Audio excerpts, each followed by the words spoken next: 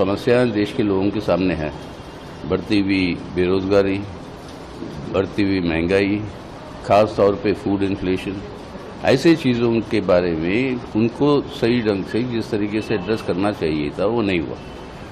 इस हालत में जो चाहिए था वो ये था कि खर्चा जो है सरकारी खर्चा वो बढ़ने की जगह सरकारी खर्चा जीडीपी के मुकाबले में अगर आप देखेंगे तो वो रेशियो जो expenditure upon as percentage of GDP वो घट रहा है।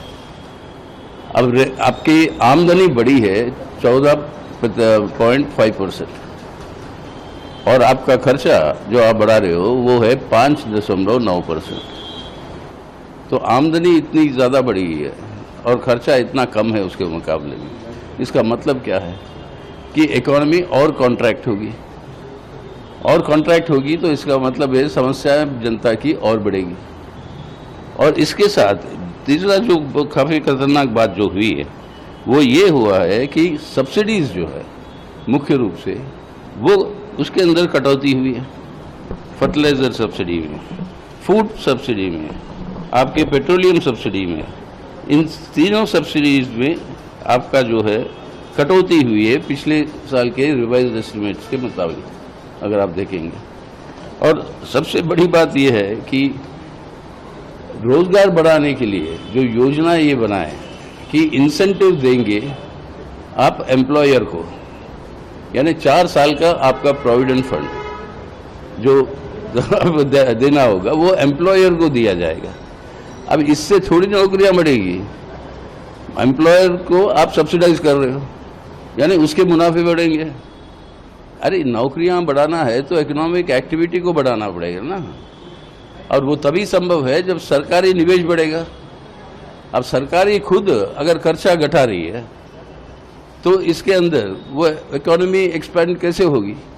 बिना इकोनॉमी के एक्सपेंशन के एम्प्लॉयमेंट जनरेशन असंभव है। तो उल्टा है, कुल मिलाकर ये बजट आप देखेंगे इसका पूरा का पूरा ध्यान यही रहा कि अंतर्राष्ट्रीय वित्तीय पूंजी जो है उसकी जो सबसे बड़ी जो निशाना है वो है हमारे देश के अंदर फिस्कल डिफिसिट को कंट्रोल करना। और वो फिस्कल डिफिसिट को कंट्रोल करने के लिए आमदनी बढ़ती है आपकी 14.5% और एक्सपेंडिचर आप बढ़ाते हो 5.9%, यानी वो जो बचा हुआ है वो फिस्कल डिफिसिट को घटाएगा ना।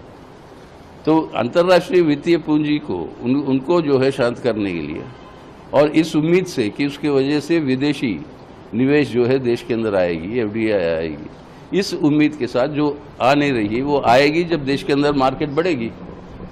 कोई भी पूंजी आती क्यों है?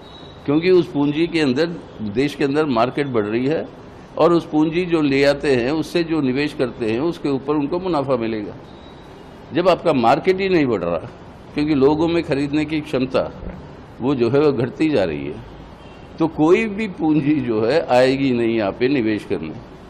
और जितना भी आप इंसेंटिव दे दो जो एम्प्लॉयर को, तो उससे कोई मतलब रोजगार बढ़ेगा नहीं जब तक देश के अंदर डिमांड बढ़ेगा नहीं।